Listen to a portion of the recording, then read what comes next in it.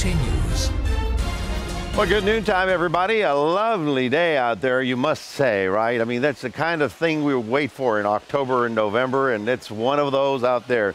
73 degrees right about now. It's very comfortable and cool throughout the entire state as we've got dry weather following that big Halloween cold front. Well, the cold front itself is long gone, so we're looking at dry conditions for at least today and tomorrow. If you've got football tonight, couldn't ask for a more beautiful evening.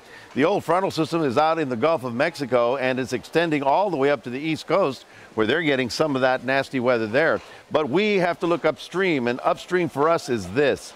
You'll notice how the wind, the arrows or the lines here go down this way, northwest. That's a northwest wind that's going to bring us this fast-moving cold front. Now, when does it get here? It looks like it'll be sunrise on Sunday morning, and that's why we may have some clouds there. Ordinarily, I wouldn't be too worried about it because you don't see any moisture over Texas, but get a load of this.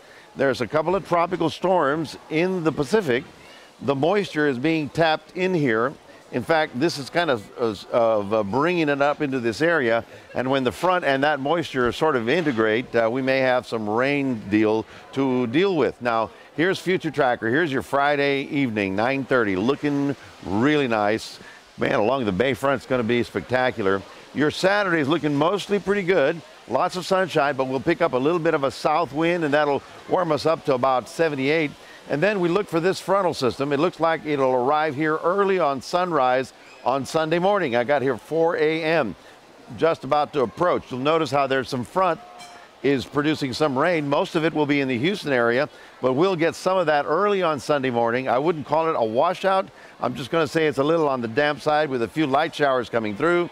And then as that passes through, we clear up for Monday and Tuesday. So here's your long-range forecast. We're looking for a nice 73, which is where we are right about now. And then tomorrow we'll start off good. Lots of sun for the early part of Saturday. The clouds come in late in the evening, and the front probably will be here around sunrise. It's not a huge front, but it's just enough to trigger off a few little clouds and some showers. Don't forget that on Saturday night, we fall back an hour because that's the end of daylight savings, and then we clear up for the rest of Sunday. Monday and Tuesday are looking good, and here's really good news. Election Day will be sunny and warm with a high of 80. You know, when it rains, people don't go to vote. I just don't understand how that could actually work, but Election Day will be a good day for weather. Your 7-day forecast brought to you by NEC Co-op Energy, and we'll be back with more in just a few moments. Mike, all right, back to you. Thank you, Mac. Lots of folks going to be running that Harbor Half Marathon Saturday as well.